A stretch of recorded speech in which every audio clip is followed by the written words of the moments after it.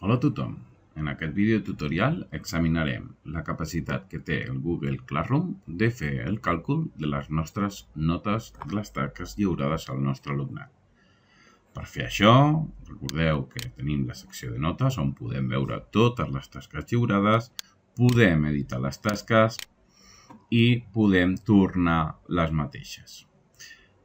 Això sí, el primer que hem de fer és anar a la rodeta de la cantonada superior dreta i configurar el sistema de qualificació. Actualment està sense nota global, el passarem a puntuació total i la categoria 1 serà que li posarem 100 punts de forma predeterminada i la categoria 2 també.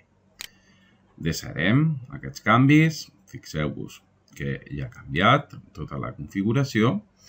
I si us fixeu, ja està fent el càlcul correcte. És a dir, tinc 1, 2, 3, 4 i 5 tasques que s'han d'avaluar. L'alumne m'ha tret un 10, un 50 de 50 en aquestes dues i, per tant, suma un 40%, un 20% d'aquesta tasca i un altre 20% d'aquesta.